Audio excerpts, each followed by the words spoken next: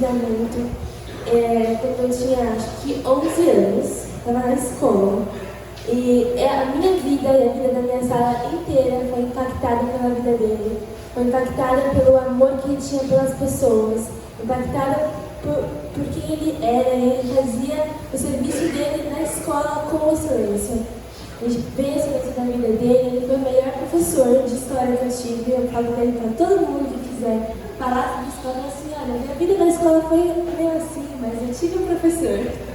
E ele é o Luiz.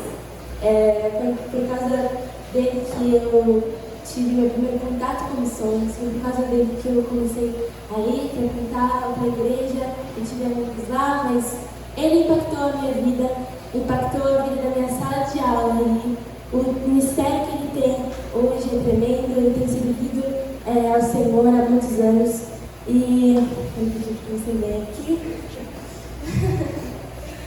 E realmente é um privilégio ter você aqui comigo, na minha igreja, essa casa também. Eu amo a sua vida, amo a vida da sua família, e eu vou orar sem essas mãos.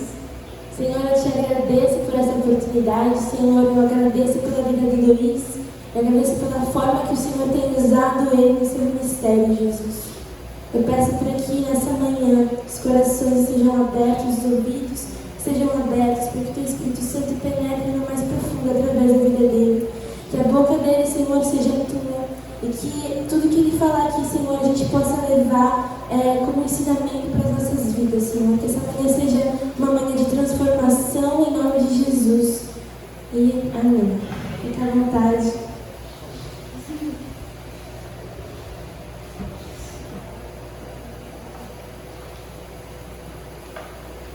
Eu também sou chorão, irmãos. Eu me compadeço no time da ministra aqui hoje de manhã.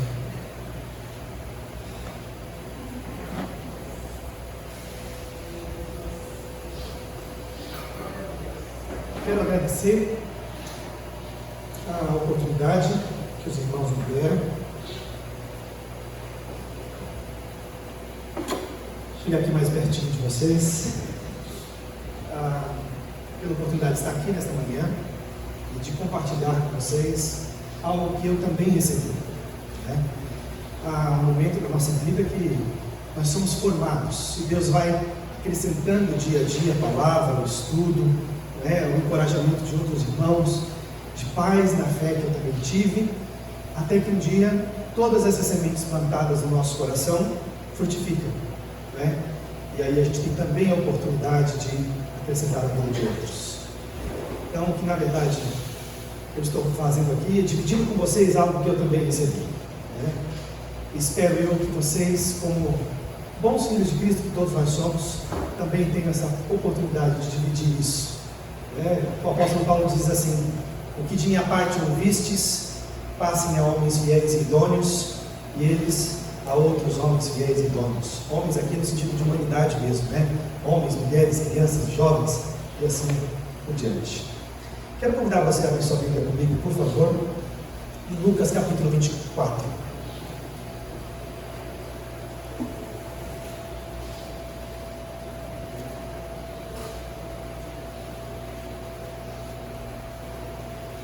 Nós vamos ler do versículo 13 ao 35. Aliás, hoje eu vou tomar a liberdade, como nós estamos no acampamento, de vasculhar a Bíblia em algumas passagens, tá certo?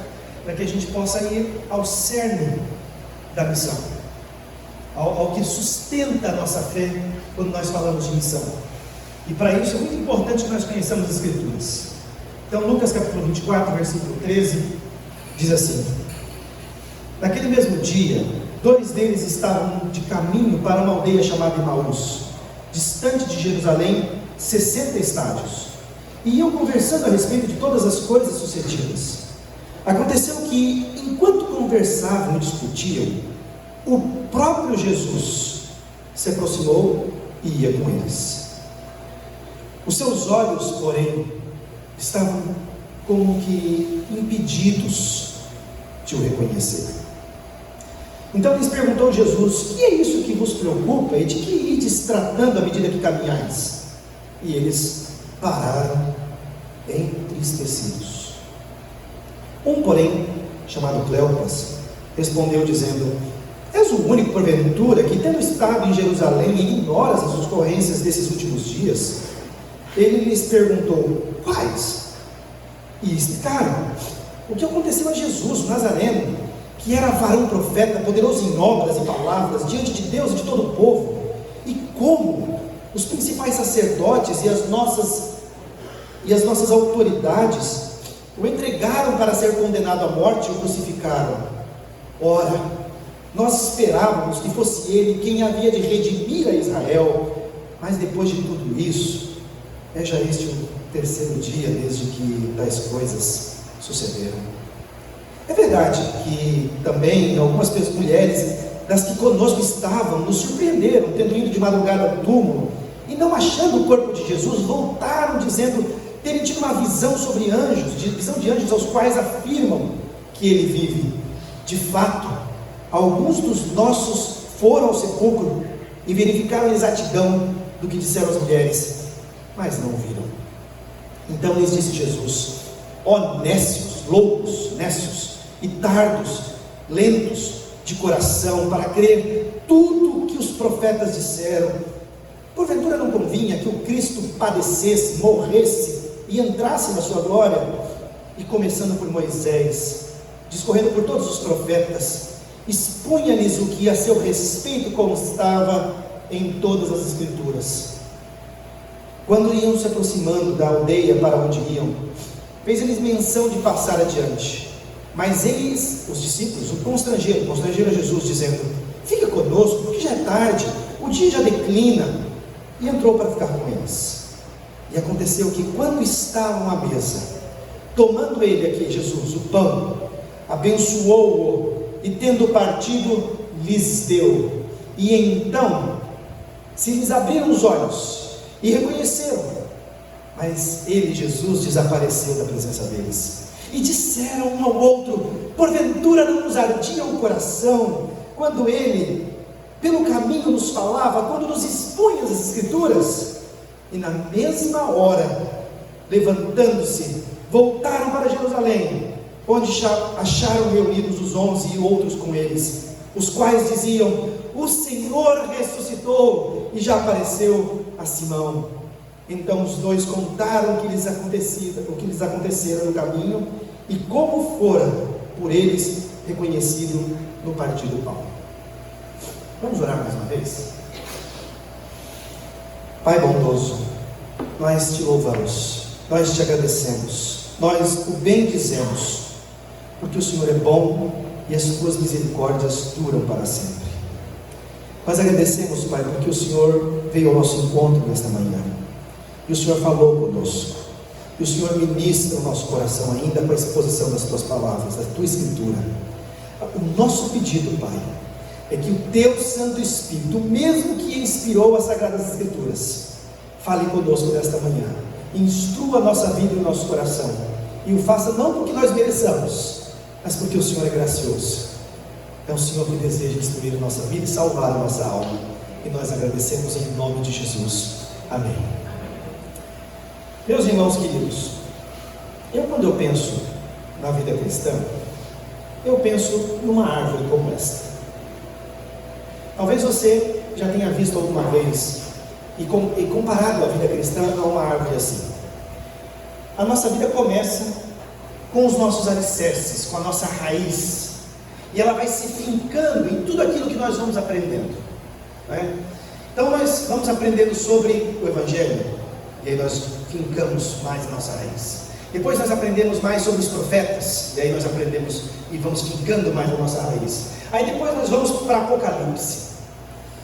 Apocalipse é difícil, não é para qualquer um discutir Apocalipse. Mas depois, não é à toa também que você descobre que Apocalipse está lá no último livro. Depois que você lê os outros 65 primeiros, aí você vai para Apocalipse e fala assim: olha, tem que não faz sentido esse negócio aqui. Aí você vai fincando mais as suas raízes. E à medida que as suas raízes se fincam na terra, nas Escrituras, o seu desenvolvimento na fé começa. Vem a fase do trono. E esse desenvolvimento acontece assim: a gente vai crescendo, e aí vem uma chuva muito forte, E a gente começa a sofrer de um lado e apanha para o outro. E aí vem um filho que dá trabalho na escola, aí vem uma neta que fala o que não deveria falar, e aí de repente vem uma dificuldade no trabalho, e de repente você é mandado embora, e você não tem mais o dinheiro sequer para comprar o pão do seu filho na noite seguinte. E aí você começa a falar assim, meu Deus, eu não vou aguentar. E dia a dia a gente vai experimentando a fé, e vendo o cuidado de Deus, a proteção de Deus, o amor de Deus, a bondade de Deus. E aquilo vai ficando mais forte no nosso coração, e o nosso tronco de fé começa então a ficar firme diante de todas as ventanias e tempestades que a gente passa. Até que um belo dia nasce, igual o nosso acampamento aqui. Depois de vários dias chovendo, vem um sol bonito, e então é tempo agora da gente estender os nossos braços e alcançar outros. Ontem eu estava conversando com o André, né? Eu acho que ele tinha que estar pregando aqui hoje. Ele tem muito a nos ensinar sobre diálogo e ouvir, e como nós podemos conversar com pessoas e alcançá-las. Mas Deus nos deu o privilégio também de olhar para as Escrituras e perceber, e eu quero sua atenção agora, que missão é o último fruto que nós damos. Ninguém começa missionário, nós nos tornamos missionário. E nós o fazemos não porque nós vamos para um outro lugar, nós o fazemos quando a gente amadurece mais na fé. Quanto mais você amadurecer na fé cristã, quanto mais você conhecer as Escrituras, mais frutos, mais galhos para alcançar outros, e longe você irá.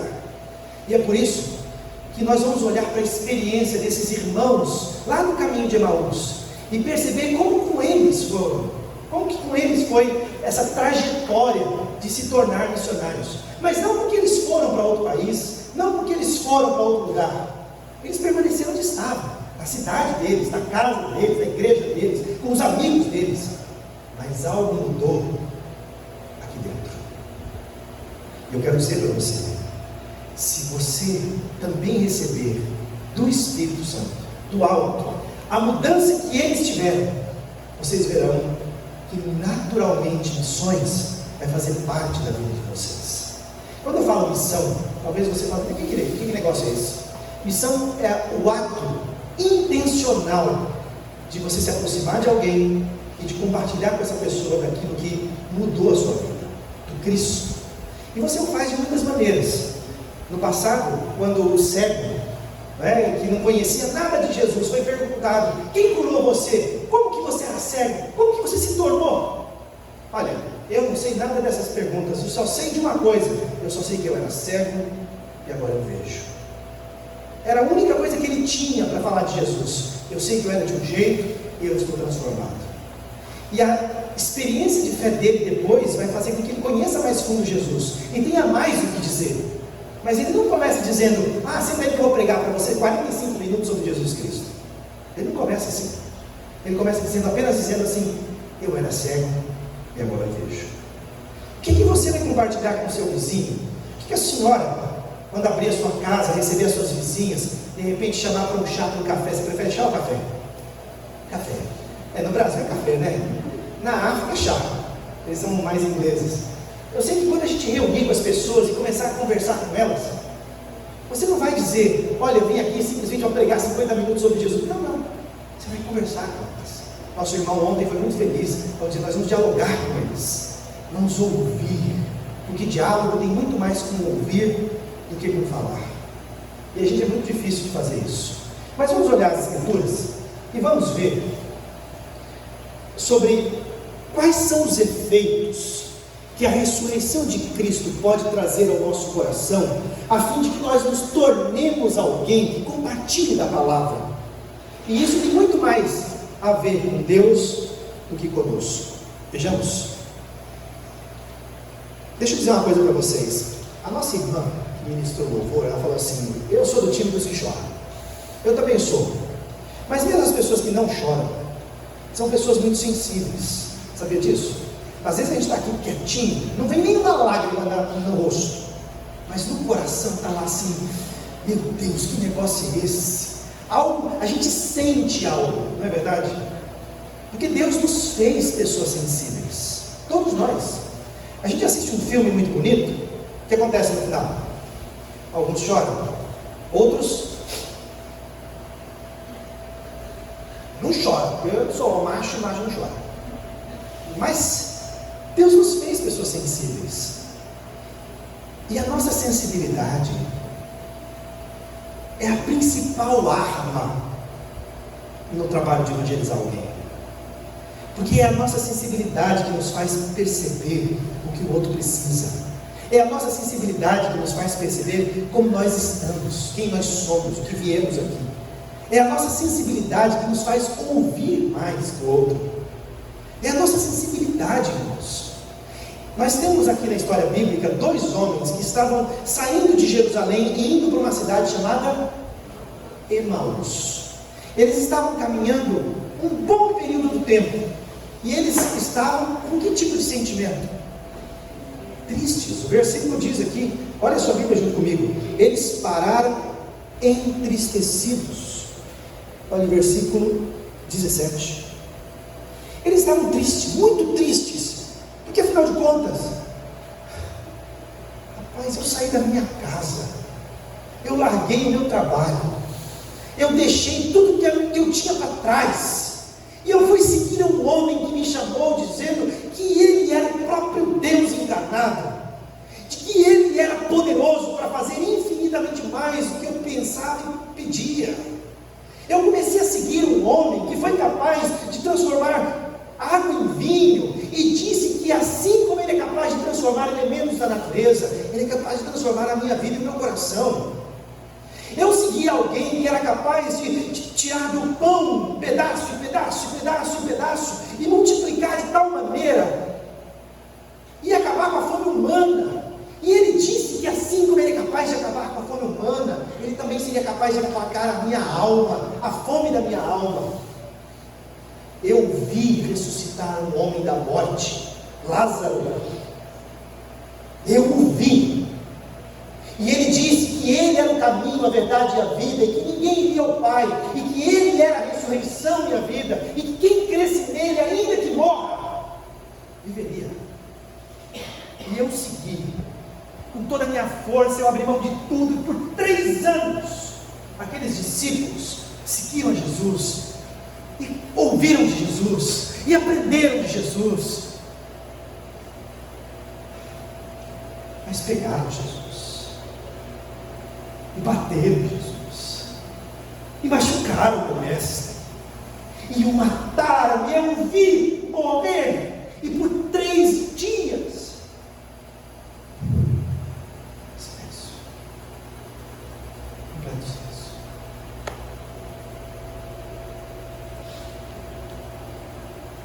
O que vamos fazer nós? Vamos para casa. Já se sentiu assim? Suas oportunidades acabaram? Não tem mais futuro, expectativa para você. Nós paramos entristecidos. Vocês acham que eles eram os únicos? Se você abrir sua Bíblia, em João capítulo 20, olha o que está escrito lá. João capítulo 20, versículo 11, diz assim: Maria, entretanto, permanecia à entrada do túmulo chorando. João 20, 11. E ela chorava, enquanto chorava, baixou-se no túmulo, e ela viu 2 anjos vestidos de branco, sentados onde o corpo de Jesus fora posto, a cabeceira e o outro aos pés. E então Maria lhe pergunta, aliás, ela é perguntada pelos anjos: por que tu choras? Por que você está assim, triste? E ela responde, versículo 13: porque eu não sei para onde levaram meu Senhor. E tendo dito isso, diz o versículo 14, ela olha para trás e ela vê Jesus, e ela não o reconhece. Por quê? Tristeza. A tristeza é capaz de cegar os nossos olhos. Sabia disso? Você pode estar na igreja há 25, 30 anos. Você pode ter plantado a igreja junto com a Elise e o pai dela. quando um filho falece, quando a sua expectativa do seu trabalho se vai, quando acontece algo no seu coração que sua esperança se desmancha e a tristeza toma conta, você é incapaz de ver graça de Deus na sua vida, você é cego por um período de tempo. Assim estavam os 2 discípulos, assim estava Maria Madalena, e assim estava também, abra sua Bíblia junto comigo, os discípulos Pedro, Tiago e João. João capítulo 21, versículo 3 e 4 diz assim, João 21, 3 e 4. Eu vou pescar, disse Pedro. E disseram os outros, então também vamos nós contigo? Tem mais o que fazer mesmo? Vamos lá, vamos pescar, vamos tentar ocupar a cabeça fazendo alguma coisa. Versículo 4. Mas ao clarear da madrugada, estava Jesus na praia. Todavia, os discípulos não o conheceram. Eles paravam entristecidos. E eles não eram capazes de ver Jesus. Só eles? Não. E não só pela tristeza. Sabe algo mais que pode ser um fator de nos impedir de ver Deus muitas vezes? A incredulidade. A capacidade que nós temos de, mesmo tendo tudo à nossa volta, não sermos capazes de ver Deus ao nosso lado. Você lembra aquela história do Geazi com Eliseu? Você lembra? Não sei se você lembra, lá no livro de Reis, Eliseu estava lá na sua casa, de repente descobre que Eliseu era o profeta de Deus, que estava dedurando os planos do rei inimigo.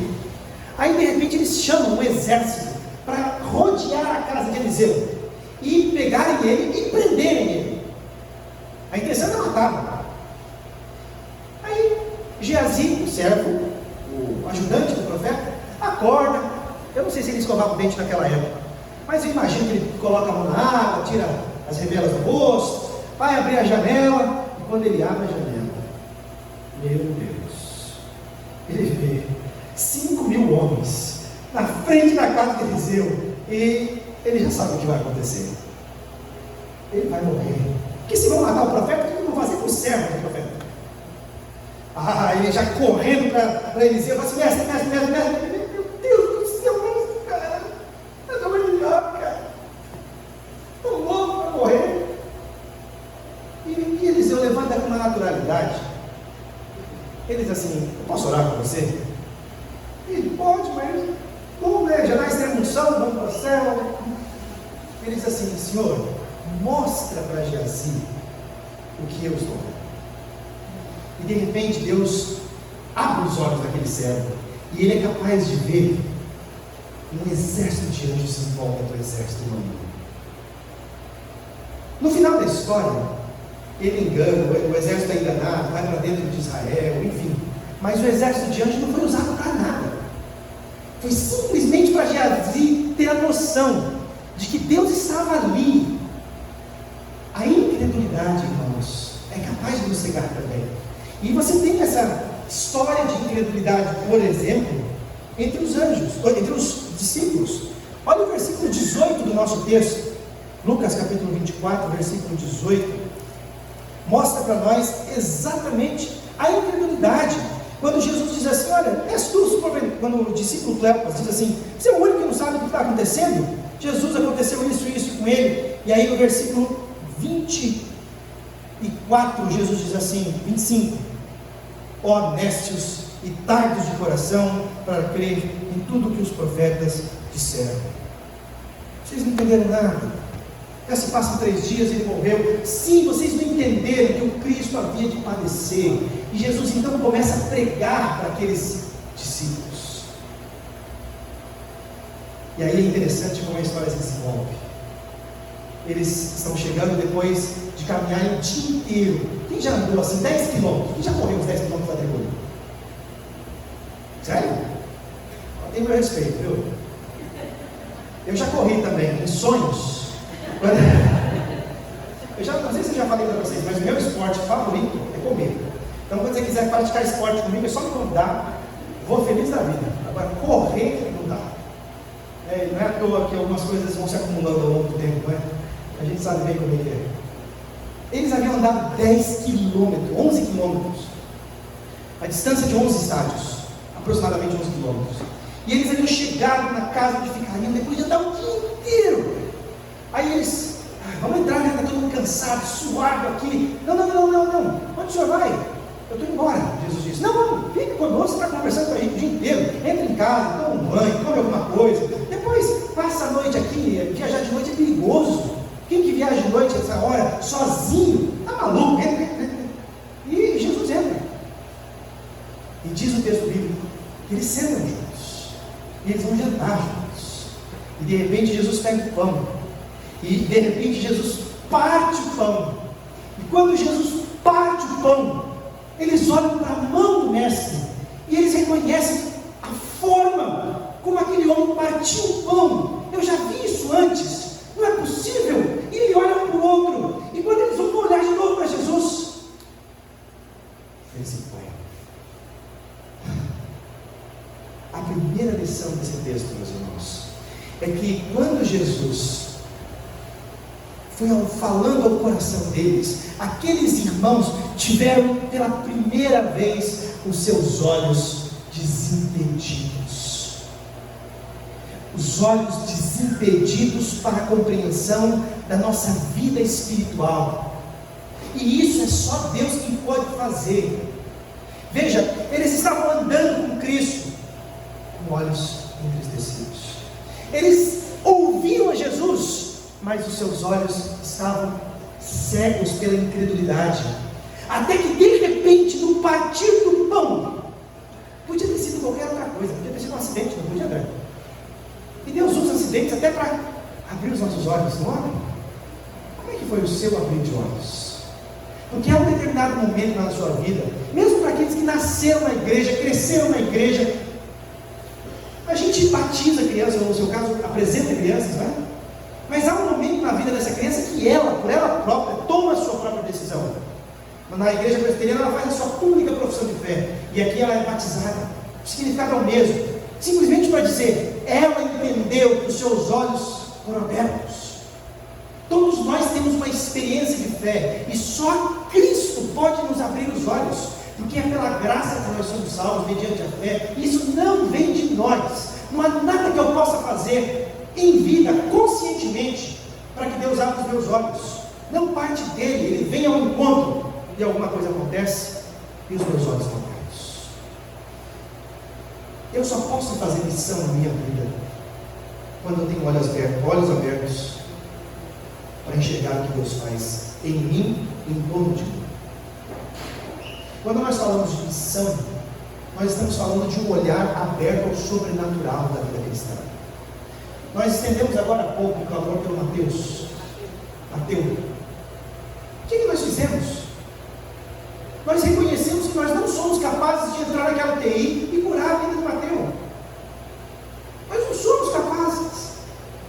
Nós reconhecemos que a vida do Mateus não está nas nossas mãos, ela está nas mãos do Altíssimo, do Senhor, que fez paralíticos voltarem a andar, que fez cegos voltarem a ver. Nós reconhecemos que Ele é o médico dos médicos, o Senhor dos senhores, o Deus dos deuses, que agindo Ele, quem impedirá? Nós reconhecemos que a mão do Senhor não está encolhida para salvar, nem o surdo seu ouvido para que não possa nos ouvir. E nós só podemos reconhecer essas coisas todas, como diz Isaías, capítulo 59, versículo 1, quando o nosso olhar foi aberto para a fé. É isso que esses discípulos percorreram ao longo desse trajeto. Eles andaram com Jesus 3 anos, mas ainda assim o olhar estava fechado. Mas agora foi aberto. E a segunda lição desse texto é que, uma vez com os olhos abertos, agora o coração arde de maneira especial na pregação da palavra. E olha o versículo que diz, irmãos, versículo 27. Quando Jesus começa a pregar, começando por Moisés, escorrendo os profetas, e expunha-lhes as Escrituras. Jesus não vai falar do sonho que ele teve, da visão que ele teve. Jesus não vai falar das experiências de vida que ele teve. Não, não. Ele vai abrir a Bíblia e ele vai expor as Escrituras. E à medida que essas exposições acontecem, olha o que eles dizem. Quando se aproximavam, versículo 28, da aldeia, fez menção que ia sair, eles o constrangeram para ficar. E aconteceu que, tomando do pão, abençoou, partiu, lhes deu e lhes abriu os olhos, versículo 31, mas ele desapareceu. E o versículo 32 diz: porventura não nos ardia o coração quando ele no caminho nos falava, quando nos expunha as Escrituras. Irmãos, você lembra o que está escrito lá em 1 Pedro, capítulo 2, versículo 2, 1 e 2 eu acho? Desejai ardentemente, como crianças recém-nascidas, o genuíno lei espiritual. Desejai ardentemente. Sabe o que isso significa?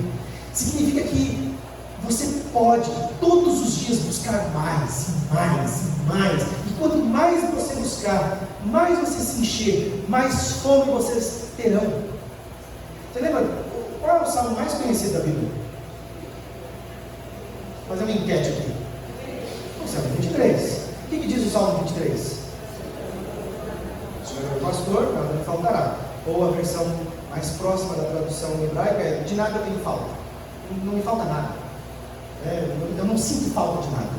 Porque quando a gente fala assim, o Senhor é o pastor e nada me faltará, e no final do mês falta dinheiro, aí a gente está falando, ou o Salmo mentiu ou eu entendi errado, né?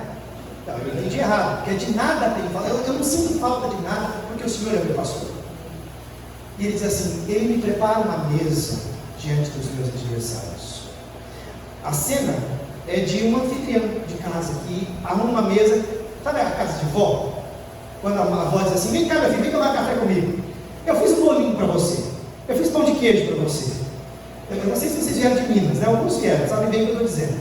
Ah, tem um queijinho também aqui para você. Ah, aqui tem o presunto, aqui tem o queijo, aqui tem um ovinho. Você quer um ovinho frito? E goiabada, você quer também? E aí começa a oferecer assim coisa que não acaba, né? Parece que vota o dom da multiplicação depois de disso. Pois é, essa é a cena, porque a gente vai, simplesmente vai ter, não tem falta de nada, porque ali vai provendo para nós. E a gente sai com aquela sensação de estômago cheio. Nossa, eu nunca comi tanto na minha vida. É a dor pela matança, pelo matar da fome, que agora o nosso Deus está dizendo. Quando nós ouvimos da palavra, a gente, nossa, isso é um encontro daquilo que eu precisava, meu coração se sacia, alguma coisa está acontecendo aqui dentro. Mas o problema é que com o passar dos anos, a gente se sacia da novela das 8, a gente se sacia dos vídeos do YouTube, a gente se sacia das conversas sobre a vida dos outros, a gente se sacia de um monte de coisa. E a gente esquece até mesmo da devocional do dia a dia, de ouvir 5 minutos da palavra antes de dormir. Mas porque quando eu vou dormir, eu já estou tão cansado que eu durmo e a palavra fica.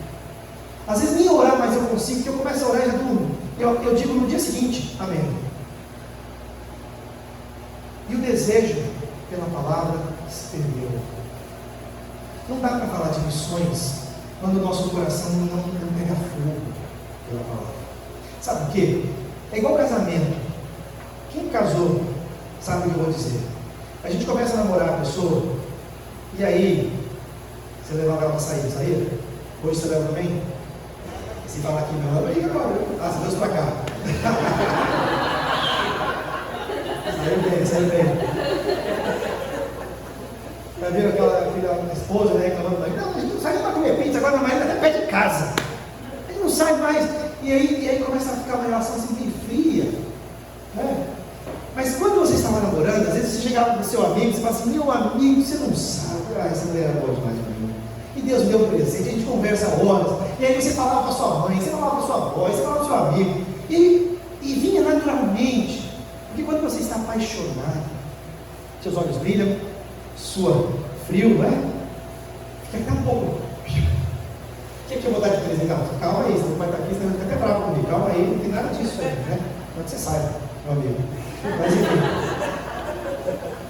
O fato é que quando nós estamos apaixonados, a gente transpira o desejo de lembrar, de falar, não é? Quando nós estamos apaixonados por Cristo, é assim também. Porque ninguém compartilha o que não tem no coração. Ninguém dá o que não tem.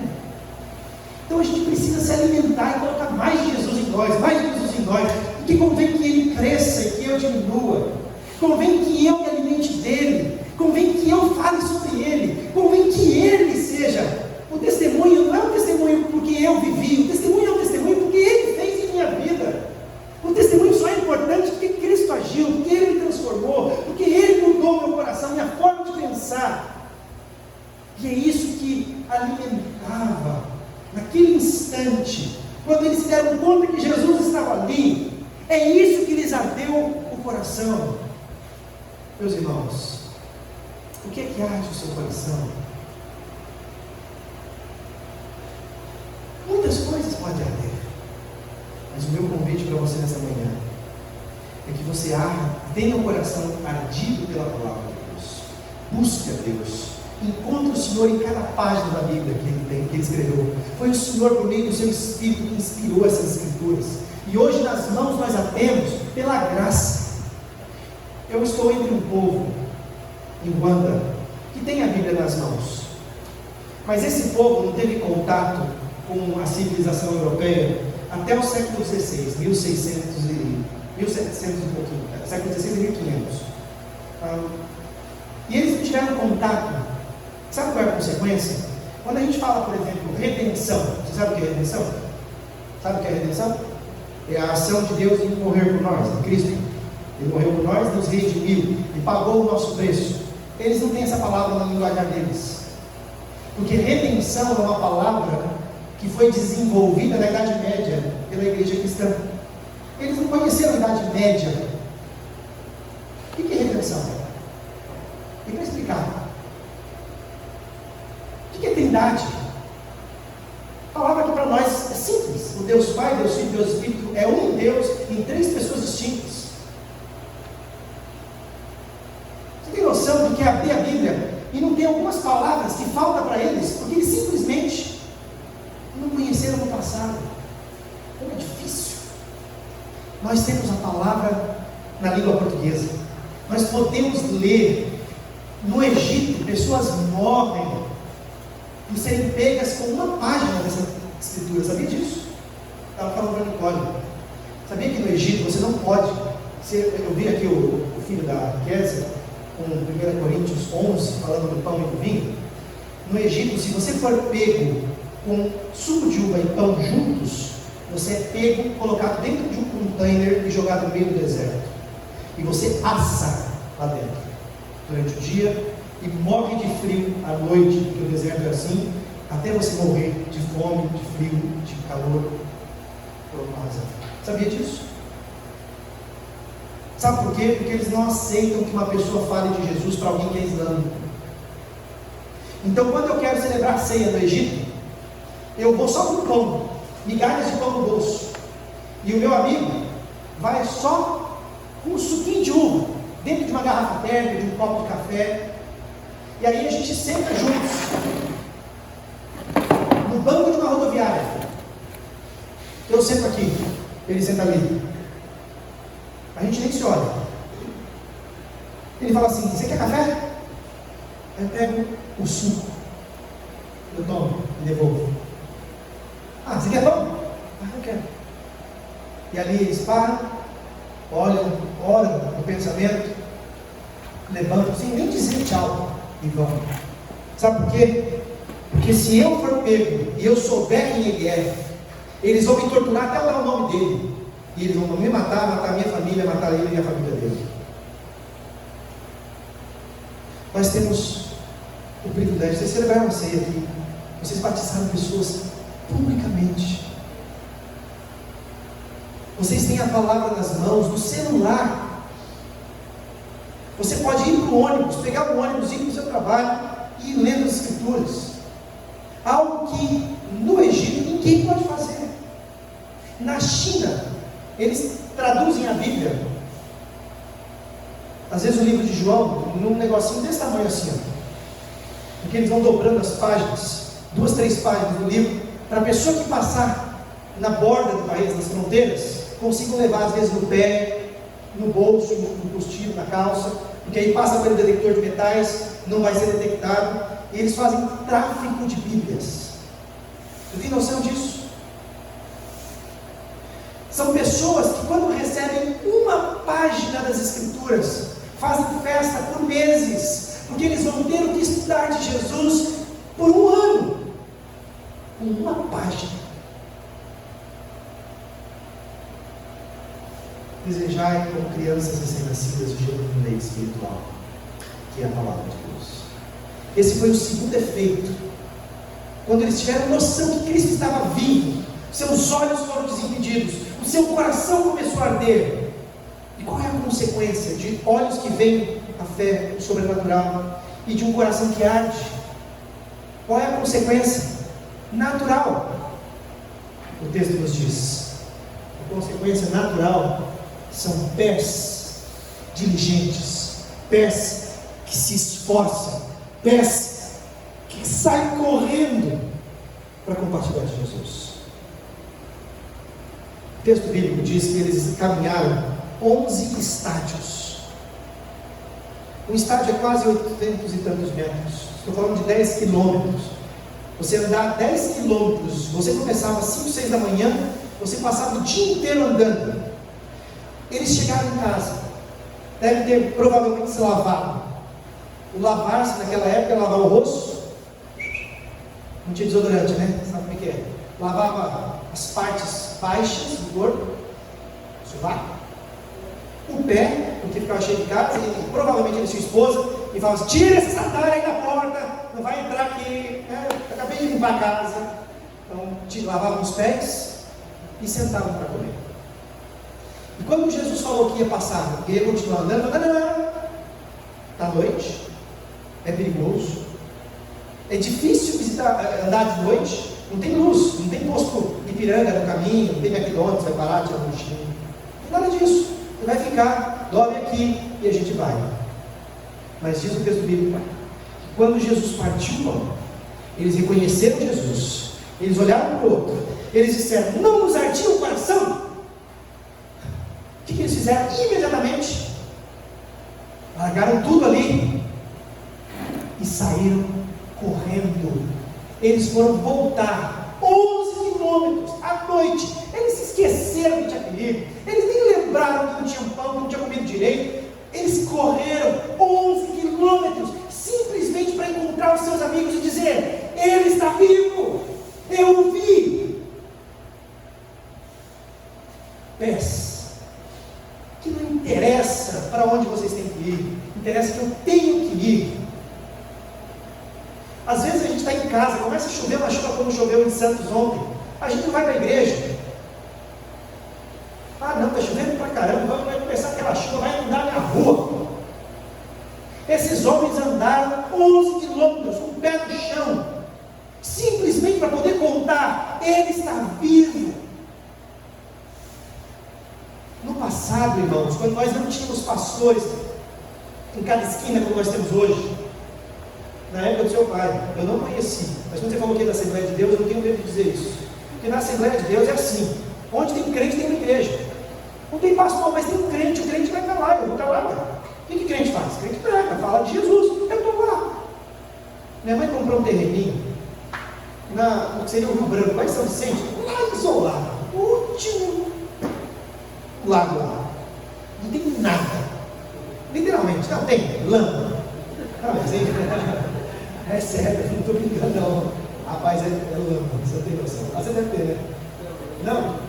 Ah, você sabe, né? Rapaz, não tem uma vez que eu vou lá que eu não volto com o pé cheio de lama, tá sol, mas tem lama, porque é úmido, né? Tem os seus problemas lá de habitação, mas eu acho interessante porque 2 terreninhos ao lado tem uma casinha sendo construída e é uma pessoa da Assembleia de Deus, veio de Minas.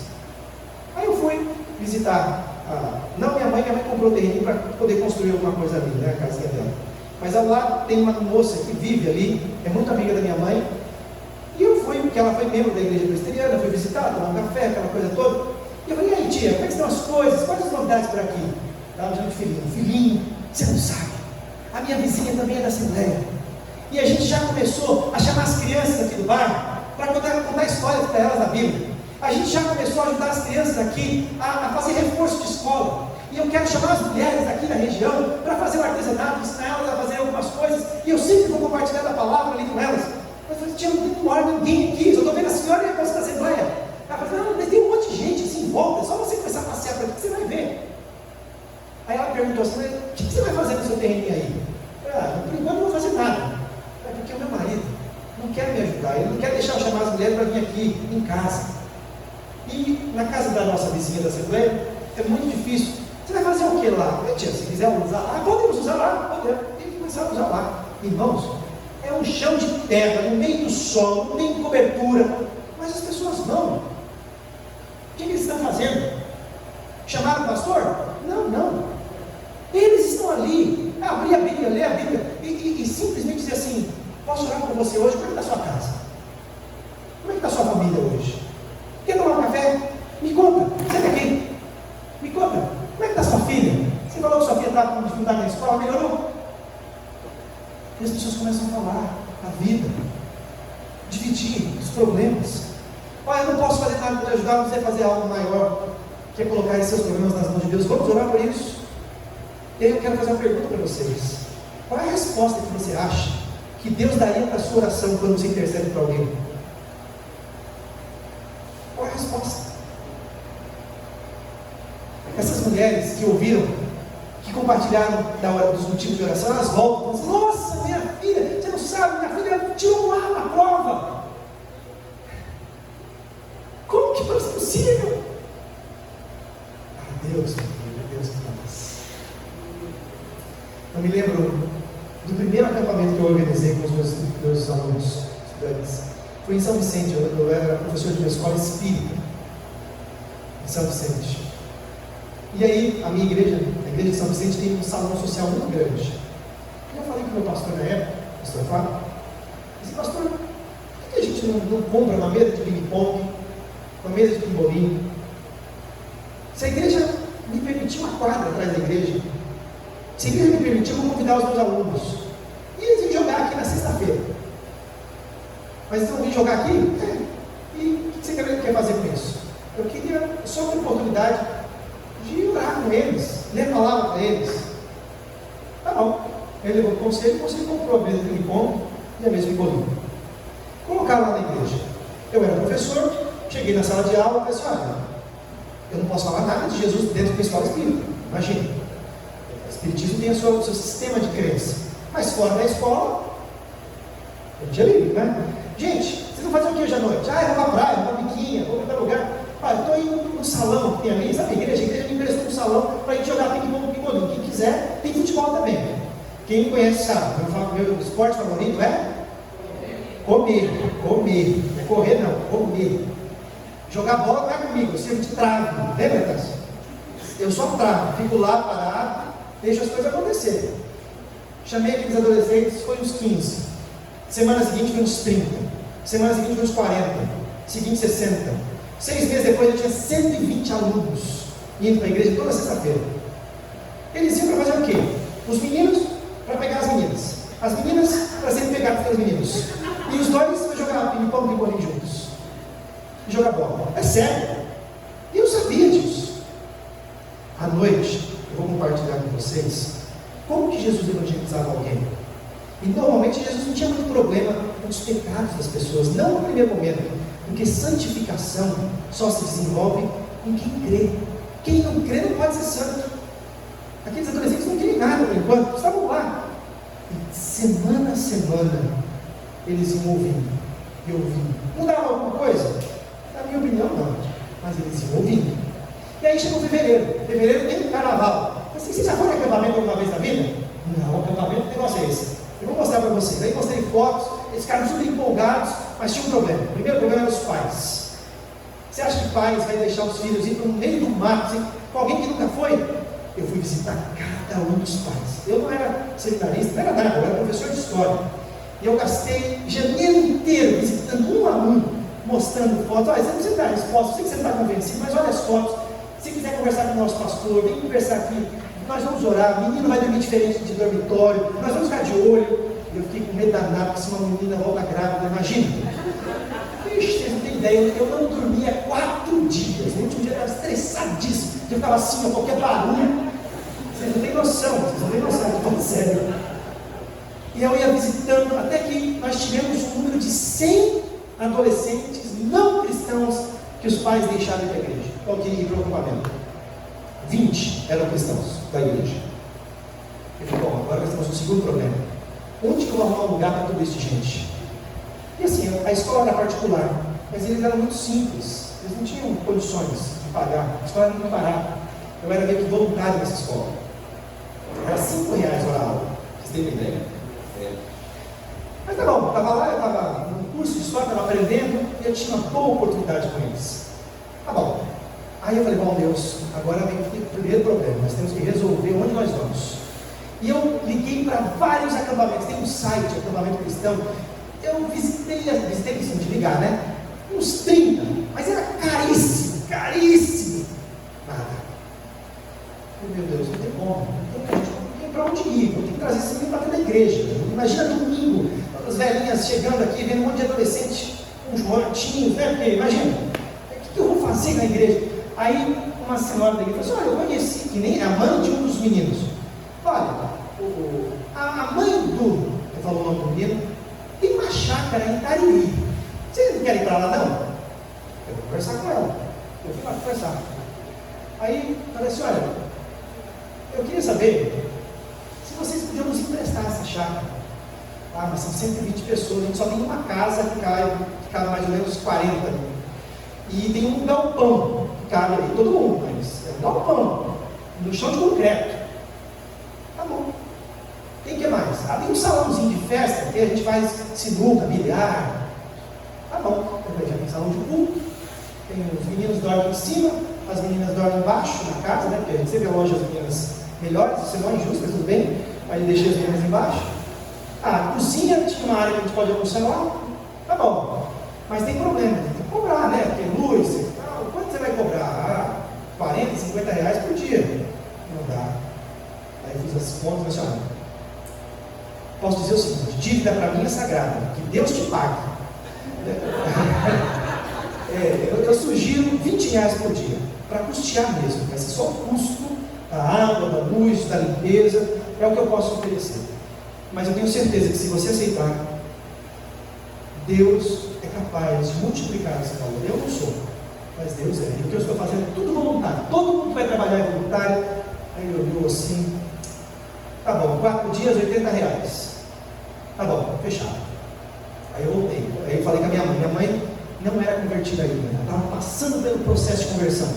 E minha mãe brigava comigo pra caramba, porque ela falava assim, eu nem estou indo na igreja de vocês, e você já me chama para trabalhar para Dedéu, eu já tenho que ficar lá de noite, tenho que fazer, e ela reclamava, pense numa senhorinha que reclamava.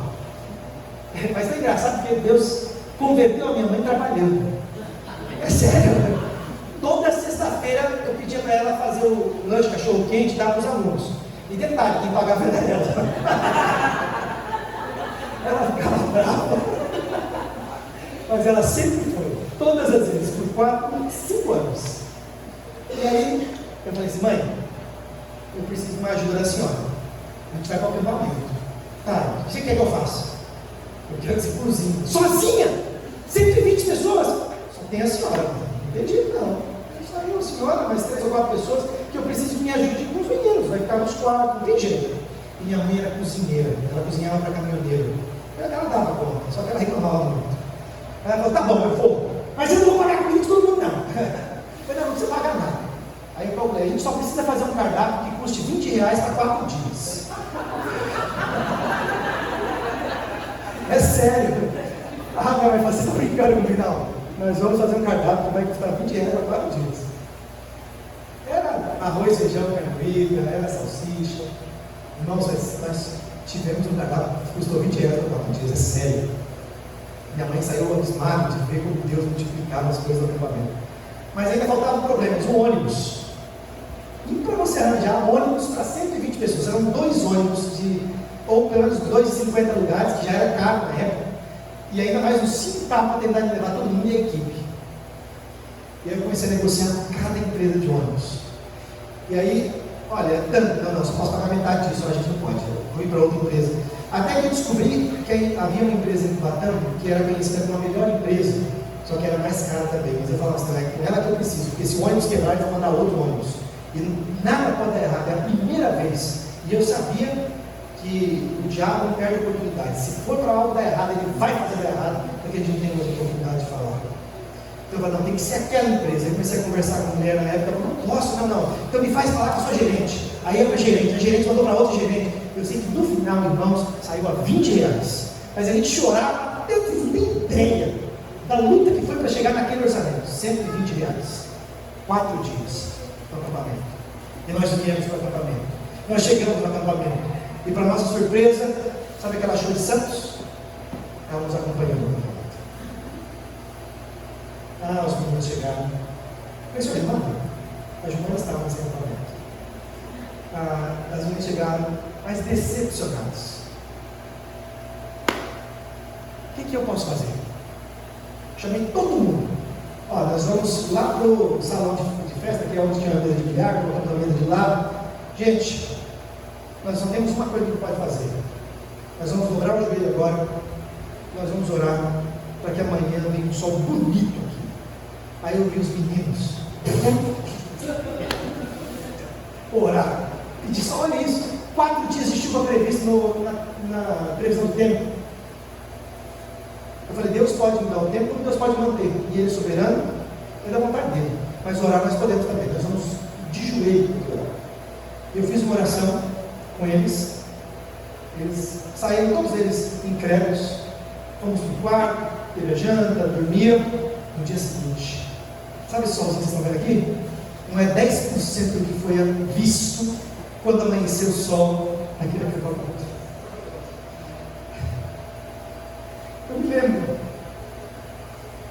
Eu me lembro daquelas meninas, daqueles meninos saindo do galpão de chão de concreto, com aqueles colchão tudo no chão, e eles olharam assim, não, eles foram olhando assim, meu Deus, tem sol, e eles iam compartilhando esse sol uns com os outros.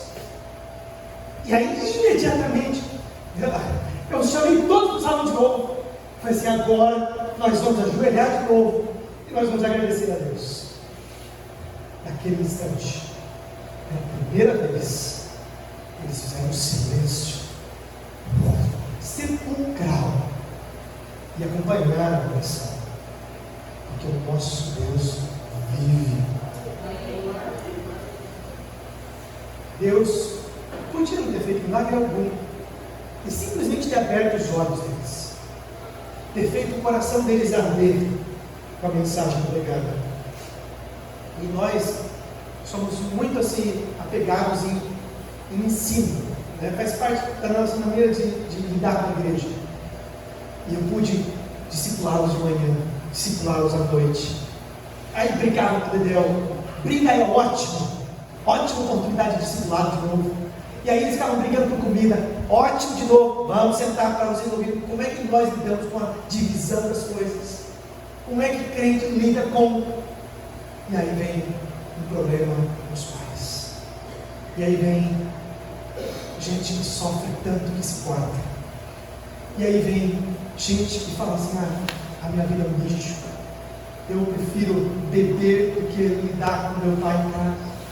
E aí vem gente que fala assim, não, eu tenho tudo.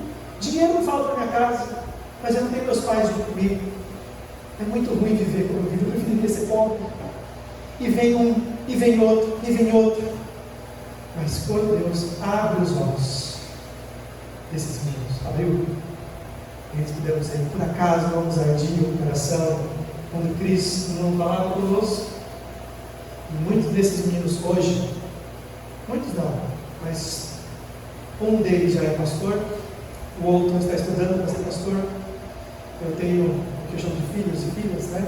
Os meus filhos estão na igreja, alguns são evangelistas, outros são membros da igreja, cabeleireiros, mas quando senta alguém ali falam de Jesus. Outros trabalham no porto, mas quando tem oportunidade falam de Jesus. Porque não há ninguém que, tendo conhecido o Senhor Jesus, não consiga apenas guardar para si, mas tem que dividir com alguém. Esse é o natural desenvolvimento da fé cristã. Eu me sinto muito honrado, por Deus mesmo, de estar aqui dividindo isso com vocês. Eu não sou mais especial que nenhum de vocês aqui. Aliás, só Deus sabe o que eu faço quando nenhum de vocês está olhando. Cada um de nós sabemos. Lembra daquela parábola aqui? Parábola não. Quando Jesus mandou não tem pecado apedreje primeiro? E aí dos mais velhos aos mais novos foram saindo? Eu estou na time dos mais velhos. Eu saí primeiro. Porque eu sei o quanto pecador eu sou, quanto distante de Deus muitas vezes eu me sinto. Eu sei das minhas falhas, dos meus pecados, como vocês conhecem as suas. Mas Deus usa as pessoas falhas, as coisas loucas deste mundo, para surpreender aqueles que se acham sábios. Eu não tenho nada de especial, irmãos. Vocês talvez também não tenham nada de especial, mas o que tenho é que Deus compartilhou comigo. Ele me deu a facilidade de me aproximar de pessoas, de conversar com pessoas, de ouvir as pessoas e de dividir com elas algo que mudou primeiro no meu coração e que pode mudar o coração delas. Sabe qual é a diferença entre você e eu? E o mesmo Deus que usa o Luiz, apesar de mim mesmo, usará a sua vida se você se prontificar a Ele. Você não precisa ir para a banda. Você pode ir se um dia nos chama. Nem para a África do Sul, nem para o México. Porque Deus não chama todas as pessoas para sair. Ele precisa de pessoas aqui. Aliás, a maioria das pessoas precisa ficar. Porque sem vocês aqui, nós não conseguimos ir. E eu vou mostrar para vocês 5 minutos finais. Um pouco de como nós lá precisamos de vocês aqui. Mas o que o texto nos ensina, e eu quero finalizar a mensagem de hoje dizendo: quando Cristo ressurge no seu coração, os seus olhos são desimpedidos para Ele. O seu coração arde pela palavra. E os seus pés, quão formosos são os pés daqueles que vão para anunciar o Evangelho. Eles simplesmente querem correr para anunciar. Isso é o que Deus tem permitido viver ao longo do tempo. Vamos orar? Sim, Senhor. Há muitas experiências de fé que nós podíamos compartilhar aqui, muitos testemunhos para ser dito.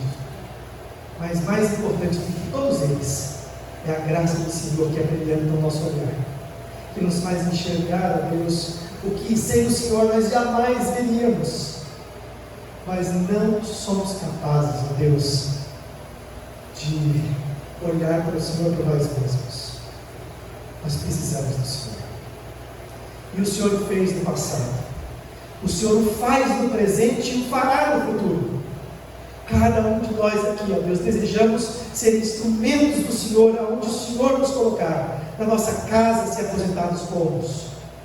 No nosso trabalho, se estivermos em exercício.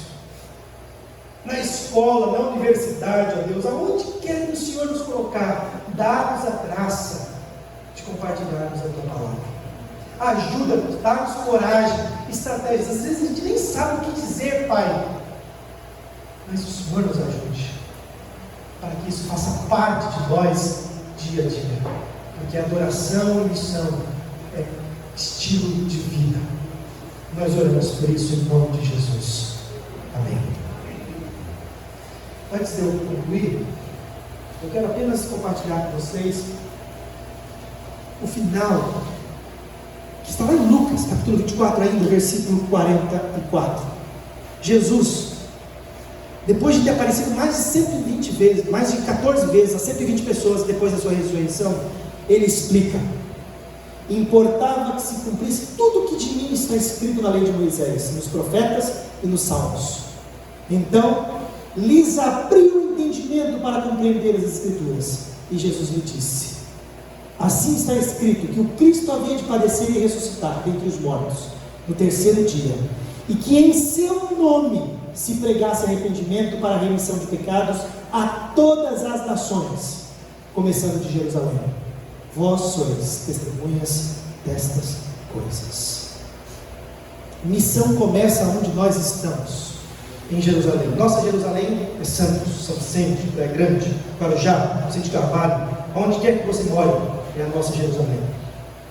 E vós sereis minhas testemunhas em Jerusalém, Samaria, Judeia, Samaria e até os confins da terra. A igreja de vocês é a luz que Cristo colocou no coração da Pedro-Pressa, para que dali, nessa Jerusalém, vocês possam alcançar em torno de vocês. Mas Samaria é mais longe, seria nosso São Paulo. Judeia, Samaria seria nosso São Paulo. Como fins da terra são outros países. E a igreja de vocês não consegue estar em todos os países do mundo. Nenhuma igreja consegue. Mas a gente consegue estender os nossos braços, enviando pessoas, para que essas pessoas, a semelhança dos apóstolos, possam alcançar outras nações.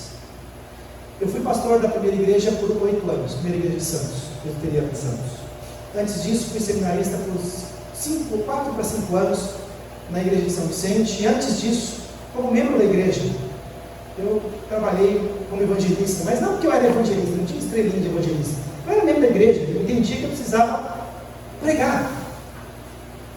Mas Deus foi formando a minha vida para que esse tempo na igreja de São Vicente, depois esse tempo como pastor de Santos, depois eu pudesse ir para a África do Sul e aprender, pudesse agora retornar e convidar pessoas, convidar igrejas a estarem comigo nos países da África. Como é que nós fazemos isso? Eu faço parte hoje de uma missão americana que se chama Trinity, Centro de Missões Mundiais, Trindade em português. Eles são uma missão especializada a formar pastores para a África, o contexto africano. Alguém me fala a hora, por favor? Uma hora, já deu. Tranquilo, mais 5 minutinhos no encerro. Não, nós somos presbiterianos aqui, eu sou. Algumas coisas fazem amarras na gente, sabe o que é? Pois é, não tem jeito. Essa missão é especializada a plantar seminários, porque Jesus disse: ide por todo mundo, pregar o Evangelho a toda criatura, ensinando-os, batizando-os. Não lembra do texto, Mateus 28? A resposta que nós damos a esse texto é: nós vamos até países considerados cristãos, entre aspas, mas eles são, por exemplo, eu dei aula agora para 70 pastores. 35 deles nem sabiam ler e escrever, e eram pastores. Eles são pastores porque eles ouviram alguém contar histórias da Bíblia para eles, e eles contam para outras pessoas. Esses irmãos americanos perceberam que um missionário americano para ir para a África custa $5.000 por mês, que é o salário, entre aspas, de um missionário americano. Americano, meus irmãos. Sou brasileiro, não tenho salário, é só para deixar claro. Só que $5.000 num país onde eu estou, Ruanda, Uganda, Quênia, Burundi, Tanzânia, são 50 salários mínimos. Então o que eles perceberam? Ao invés de mandar um missionário, vamos pegar esse valor, 50 salários mínimos, e vamos dar um salário mínimo para cada pastor que quiser vir para o seminário, estudar conosco e voltar, sabendo ler, escrever, interpretar a Bíblia de verdade, profundamente. Só que para formar um pastor americano, leva em torno de 8 anos, de 8 a 10 anos. Por quê? 4, 5 anos de seminário.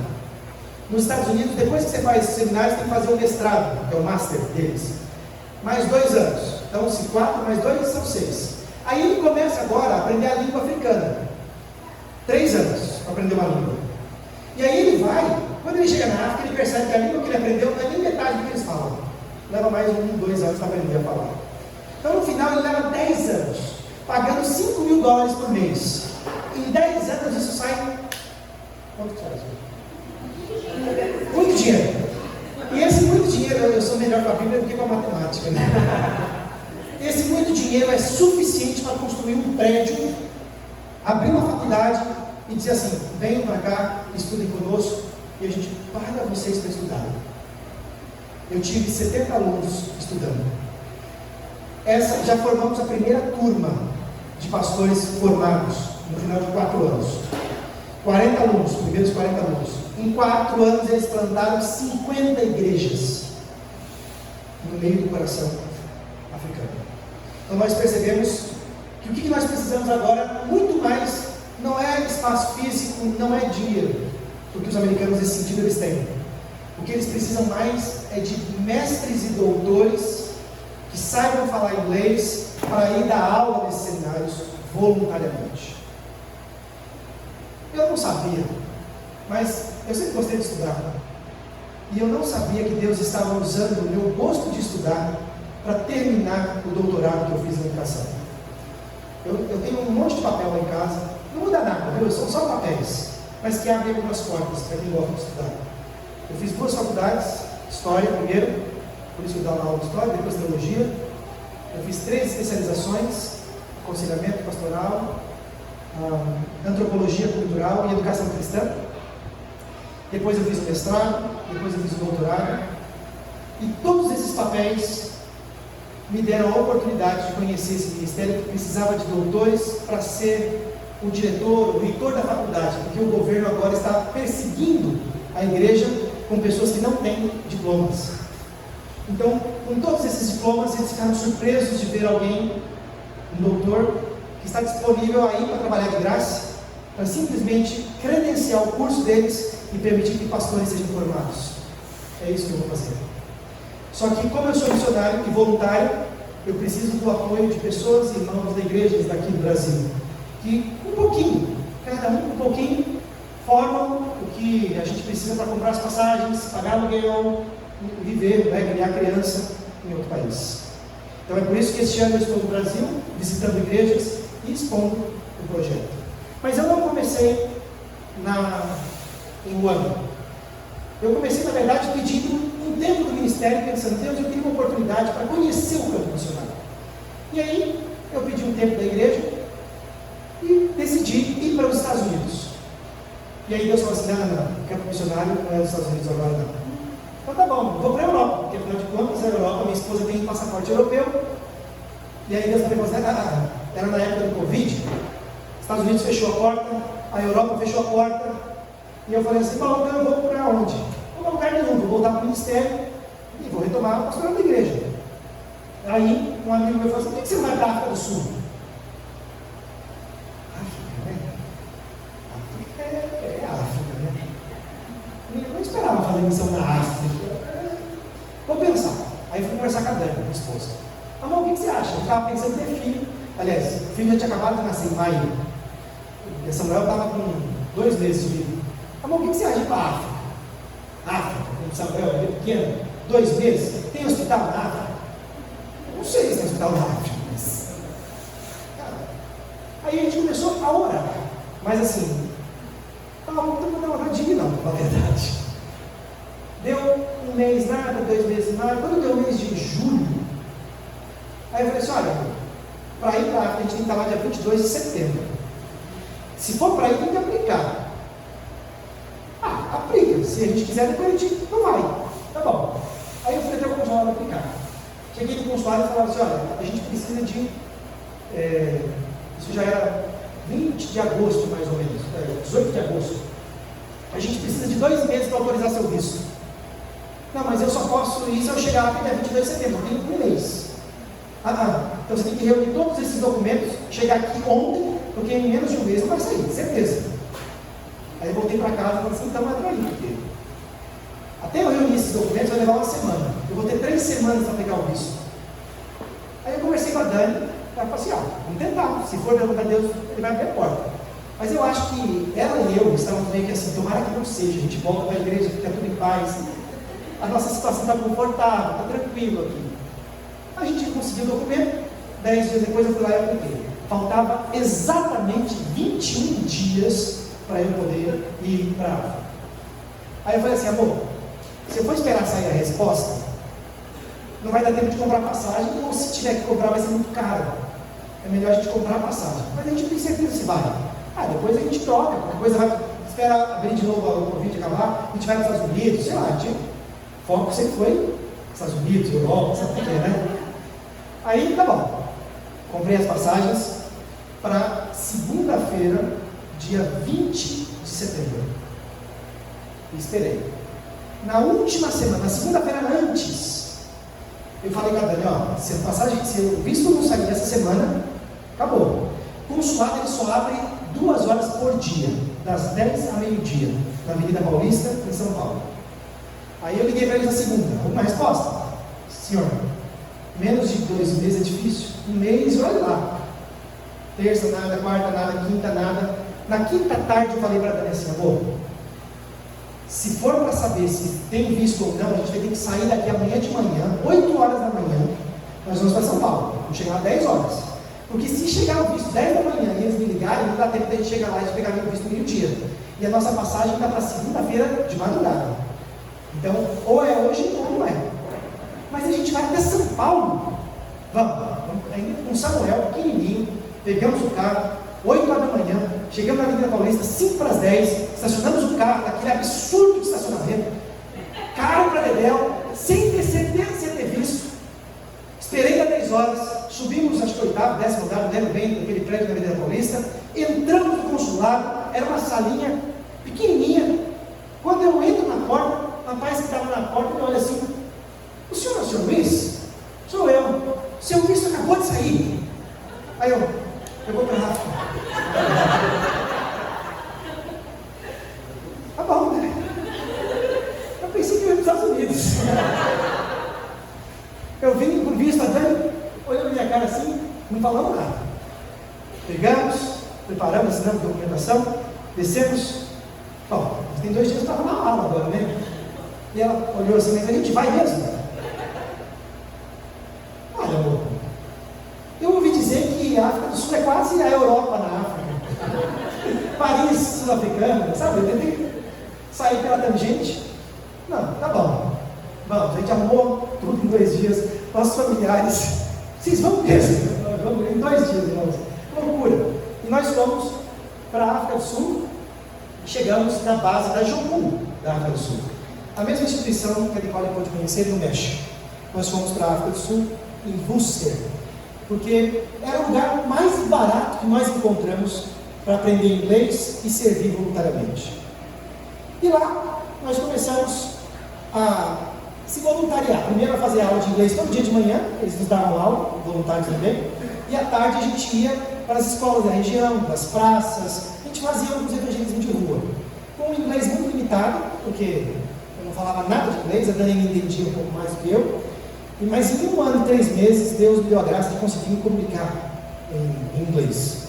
E aí fomos lá, fizemos evangelismos, demos suporte às igrejas locais, como eu era mais ligado à igreja presbiteriana, e a igreja presbiteriana lá também abraçava os missionários, a gente começou a trabalhar com a igreja presbiteriana, fomos para as praças.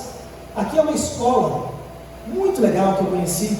Olha o que está escrito aqui, ó. Você consegue ver? Deixa eu sair da frente de vocês. Soli Deo Gloria. Sabe o que é isso? É o lema da Reforma Protestante.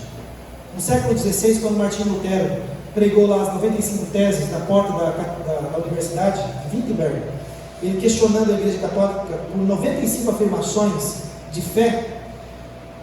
Depois desse momento, alguns pensadores da igreja se reuniram e falaram assim: é muita coisa, 95 afirmações. Vamos tentar resumir isso em 5 pontos.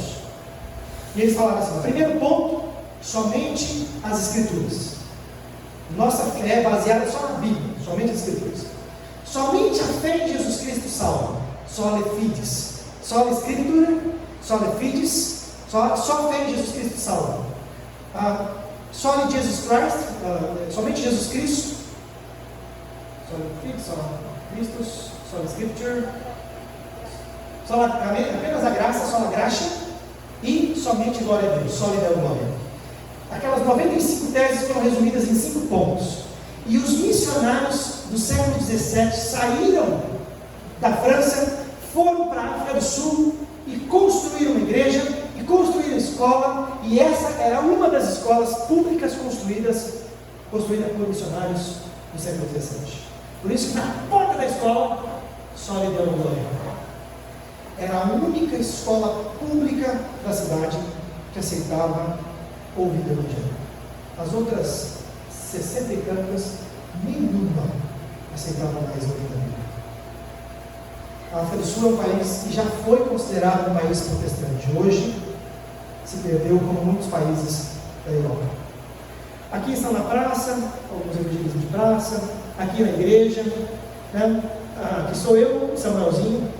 Aqui eram duas das minhas professoras de inglês. Esse aqui é um grande amigo brasileiro, nordestino, Antônio, gente boníssima, aqui na igreja, aqui em assembleias missionárias.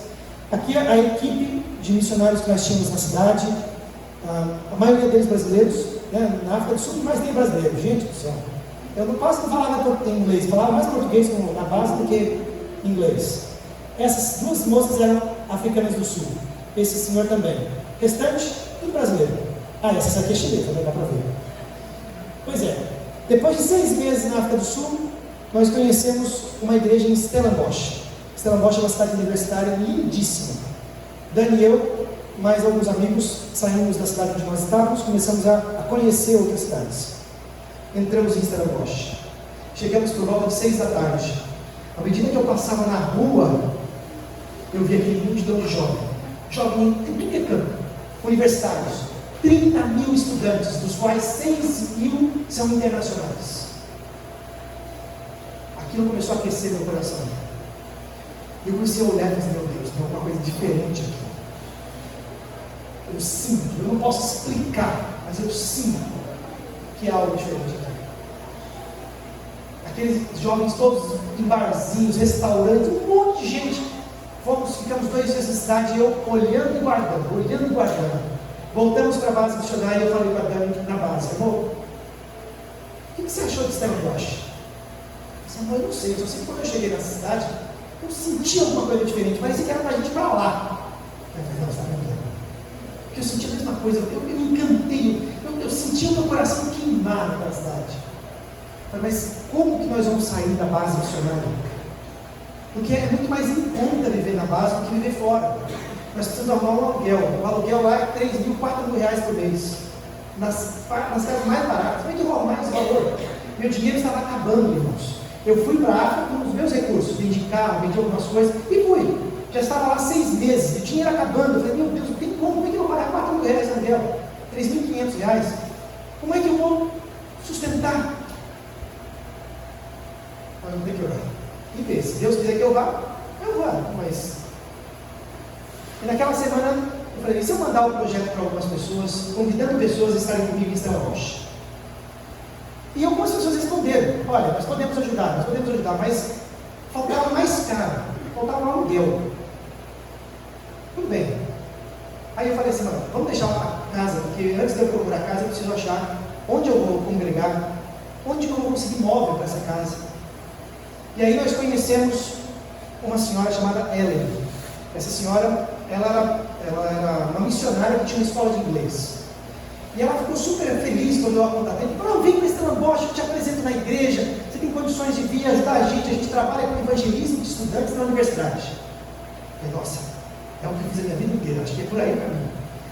Mas eu falei, tem um problema, eu preciso arrumar uma casa. A esposa do pastor te ajuda. E eles arrumaram uma casa, 3.500 reais por mês para alugar. Mas tem um segundo problema, como é que eu vou mobiliar essa casa? Irmãos, a igreja levantou todo mundo lá, cada um dando um negocinho, mobiliar a casa pelo time. Bom, mas agora tem casa, já tem curso de inglês, falta o valor do aluguel. Nós planejamos nossa mudança para domingo. Na sexta-feira, um empresário de São Paulo me liga. Ele diz assim, Luiz, fiquei sabendo, um empresário que talvez você conheça, fala de Santos, você me falou o nome ontem lá em São Paulo. Ele falou assim, olha, eu fiquei sabendo que você está indo para uma cidade aí, você está precisando de ajuda. Eu tenho condições de te ajudar por mês com 3 mil reais. É suficiente? Para mim é suficiente. Naquele mês de dezembro para janeiro, se você olhar a cotação do real para o dinheiro sul-africano, a nossa moeda ela sobe de 2,60 para 3,20. Os 3 mil reais vira 3.500 reais. E eu tinha, por 8 meses, o valor exato que eu precisava para pagar a casa de morar. Irmãos, a loucura. Porque tem coisas que só missionários e milionários têm em comum. Que é a possibilidade de desfrutar de um lugar incrível, outra cidade linda. E aí eu pude começar a conhecer a universidade, aperfeiçoar o inglês. Nesse processo de aperfeiçoar o inglês, me aproximei de uma universidade na cidade de Port Strong, que é uma universidade especializada em ensino da Bíblia, sem duvidar da Bíblia, porque lá fora o que mais tem, a gente não acredita na Bíblia. Eu sei que no final desses 8 meses, Deus me deu a graça de ver a minha esposa. Minha esposa era membro da igreja, sempre foi membro da igreja, mas ela floresceu de um jeito, de tal forma que ela começou a se envolver num grupo de mulheres. Está vendo essa senhorita aqui? Aqui é a Dani, aqui é uma moça que veio da Líbia. A África do Sul recebe uma série de estudantes internacionais de países onde o evangelho é perseguido. Se eu for para a Líbia tentar falar de Jesus, eu corro risco de morrer. Mas na África do Sul, uma série de libaneses podem ouvir Jesus sem risco de vida. Arábios Sauditas veio para a África do Sul e ouviram de Jesus, e eu não corri risco de vida. A África do Sul hoje é um lugar estratégico para que missionários vão e consigam falar de Jesus sem correr risco de vida. Aqui são as meninas indo para a praia, elas fazem uma série de atividades sociais, vão para a praia, fazem chá, tudo para convidar os estudantes e falar de Jesus. É um trabalho lindíssimo. Aqui comemorando o aniversário da Dani, aqui um piquenique no jardim, aqui a Dani falando sobre o Brasil, cada uma fala um pouco do seu país, e aí fala sobre Jesus. Então, uma série de atividades que a gente pode desenvolver. E eu, com os homens, esse rapaz aqui é do Irã, por exemplo. Os iranianos também, você não pode falar de Jesus no Irã, mas eu tive muitos amigos iranianos que puderam ouvir de Jesus, porque estavam na África do Sul.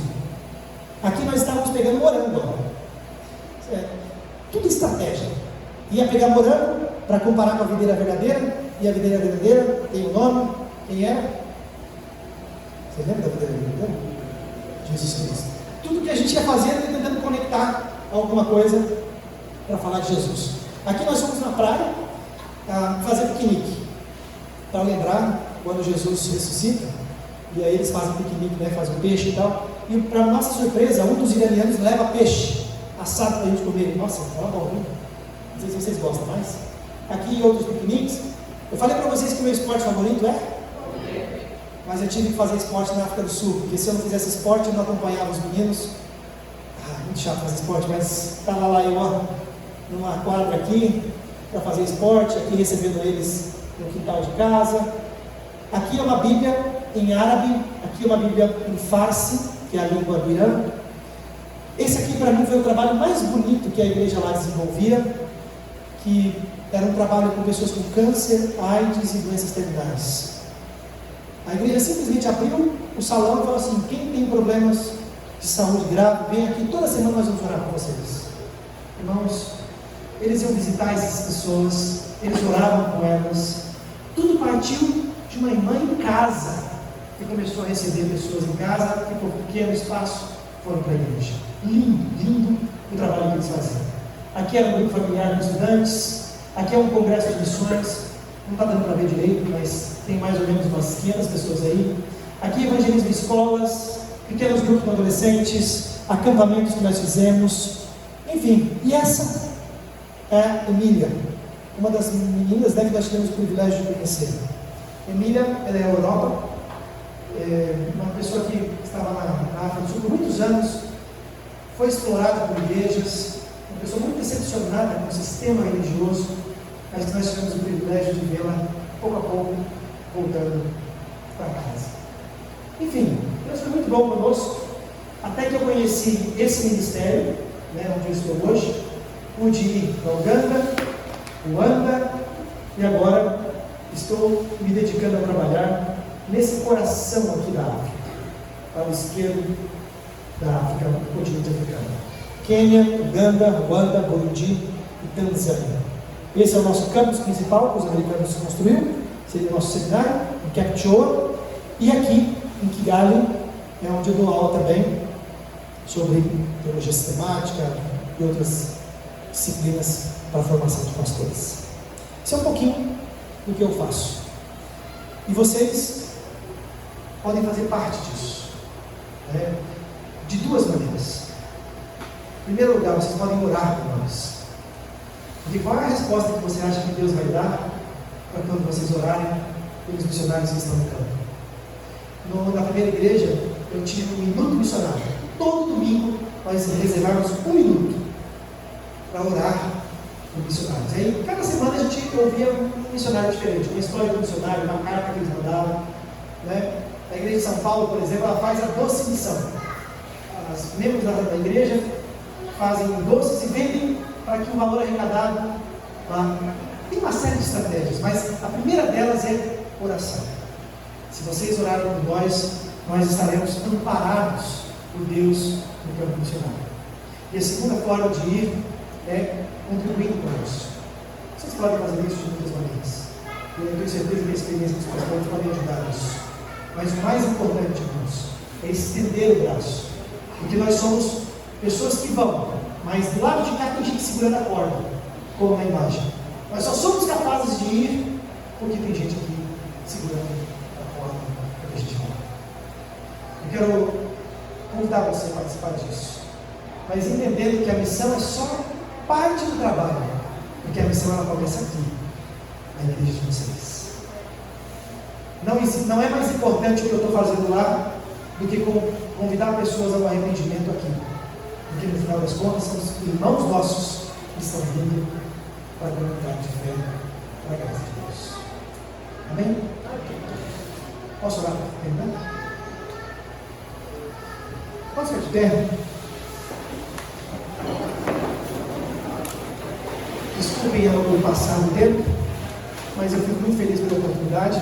Só para vocês saberem, é assim que em Ruanda os pastores pregam, é com esse tipo de camisa, desse jeito mais ou menos. Aí, normalmente eu gosto de ir a caráter, porque raramente vocês terão a oportunidade de ver roupas típicas ou cultura típica desses países, né? Então, mas assim, está de portas abertas. Se um dia a igreja quiser fazer um acampamento lá, será um prazer recebê-los. Deus bendito, nós te agradecemos. Muito obrigado mesmo pela oportunidade de compartilhar a palavra e do projeto que o Senhor colocou no nosso coração. A nossa oração, Pai, é para que o Senhor venha ao encontro desses queridos e que a boca fale daquilo que está cheio do coração, que a palavra encha, Deus, nosso coração de tal maneira que a nossa boca transborde de dizer: Jesus Cristo é o Senhor, Ele está ressurreto, Ele vive entre nós, venha e veja como nós podemos ver todos os dias. Essa é a nossa oração por essa igreja amada, por esses irmãos queridos, e nós a fazemos em nome de Jesus. Amém. Deus abençoe.